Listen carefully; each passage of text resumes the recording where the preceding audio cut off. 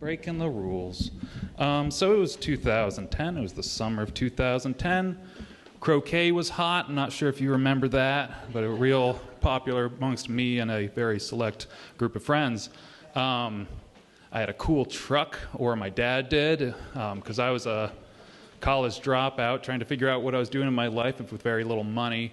But it was a 1989 Ford F-150. The high beams were on the floor. You had to lock the wheels to put it in four-wheel drive. It was cool.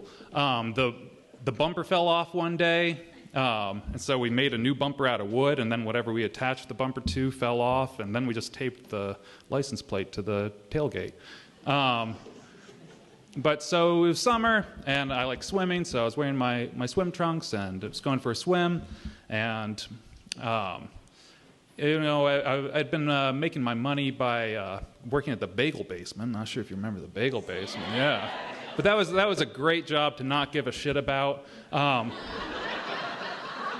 You'd be there with your bagel and your Orangina that you'd taken, and the boss, who was a Tuck School graduate, would slink out of his office having done a pile of coke that he'd gotten from like what should have been your paycheck, and he'd look at you and he'd say, "Hey, did you pay for that?" And you'd be like, "Yeah." And then he'd slink off to like make sure that the baker who'd gotten tuberculosis wasn't going to the hospital so we wouldn't get shut down for a health code violation. And don't worry, we got shut down because we ran out of money.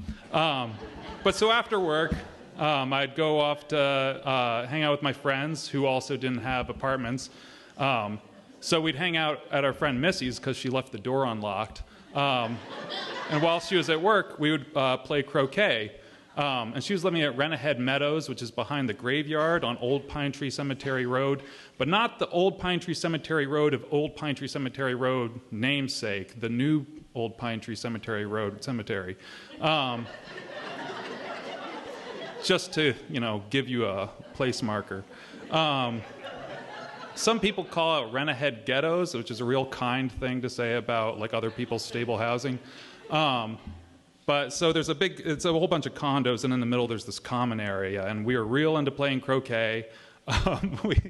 We had, I think as a present, gotten Missy this croquet set from LL Bean, and it was made out of pine, and it would dent and break all the time, but since it was LL Bean, you could just return it. So once it got busted up, and I guess we just like break them and bring them back and be like, it broke! And then we'd get a new croquet set. And so we were playing, and we'd play all day, and then once it would get dark, we would go over to the graveyard next door, because there was this big spot that was illuminated with light, and there weren't any graves around. But so one night we went over there, and we jumped over the fence to get there, and we were playing croquet, and I was just about to become poison. I could go into the minutia of croquet, but I'm going to read the room here a little bit. And just tell you that poison is the best thing that can happen to you. And we'd been talking about, we were playing in the graveyard, and it's kind of suspicious at night. It's like, but we're not doing anything wrong. So if like the cops show up, let's just, explain to them what's going on. And so the cops showed up, and we ran in every direction. And I made it to the fence real quick, and I jumped over, but there was a cop on the other side, and he told me to get on the ground. And it'd been getting kind of cold out. I guess this maybe was later in the summer or something. I'm having a bit of hard time placing it. But so I had socks on my hands. And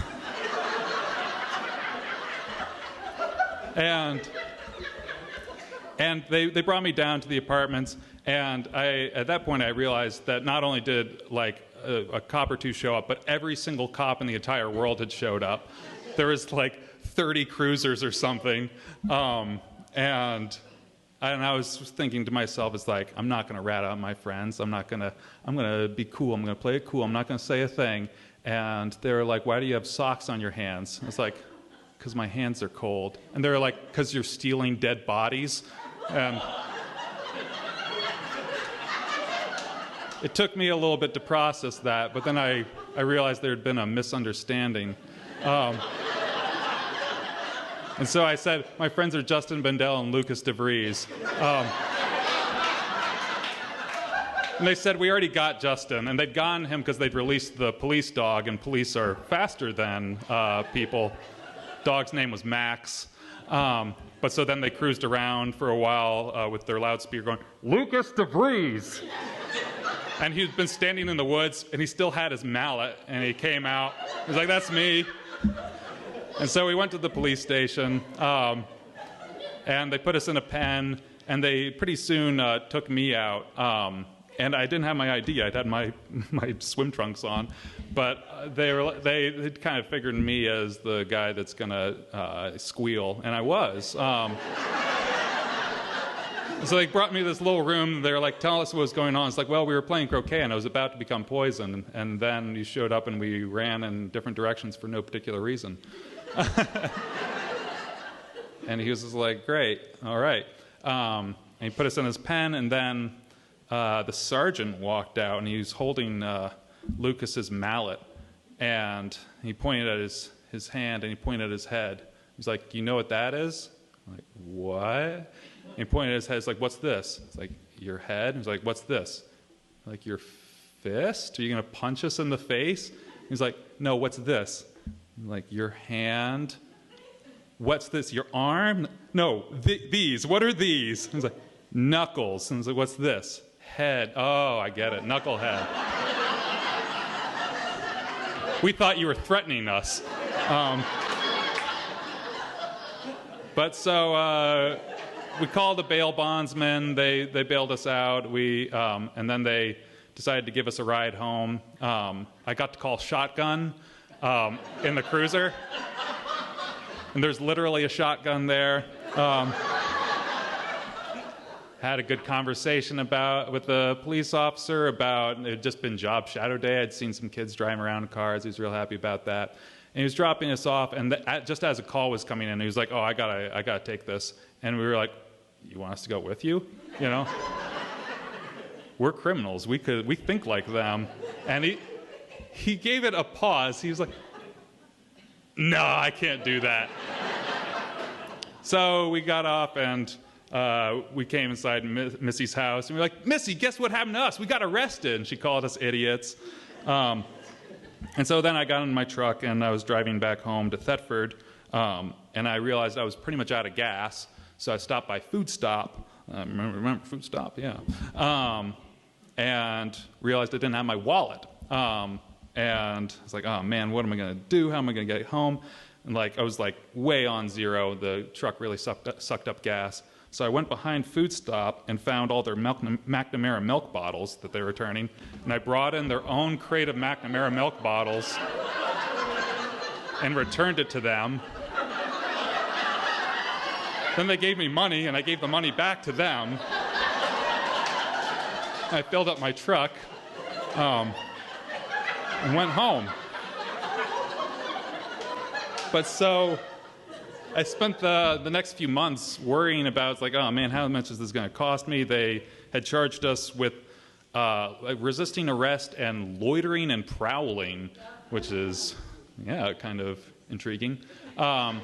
But eventually the day came for us to go to court, and we all put on our nice suits, and we went to court, and we were there, and we were like, what should we plead? We were like, are we guilty? I don't know. How does court work? We don't know. But so we thought we would just wing it, and they were going through alphabetical order, all the people, and so they called Justin Bendel, and he said, not guilty. And then Lucas DeVries, and he said, not guilty. And then they kept going, and the guy right before me stood up, and he was like, I would like to talk to the council. And we were like, what? I didn't know that was an option. And so I said, I'll do that too.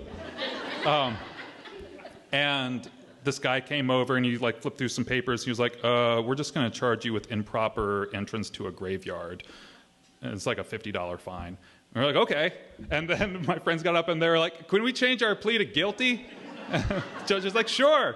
And so we had to wait there for a while, and people were getting up. It was like a DUI, domestic assault or something, and drug use, who knows. And eventually it got to us, and the prosecutor was reading the charges and So someone had called into the police that they'd seen 3 men at night go jump a fence into the graveyard with equipment.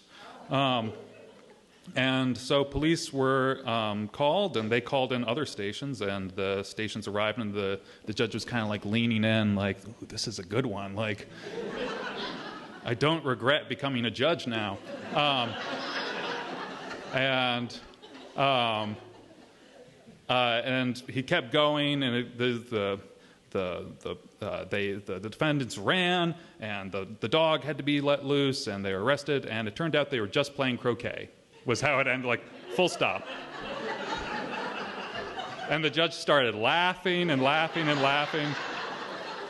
And then he said, he looked out across the audience, much like tonight, and he said, if the rest of you had a hobby like these 3 young men, you wouldn't be here today. And that's my story. Thank you.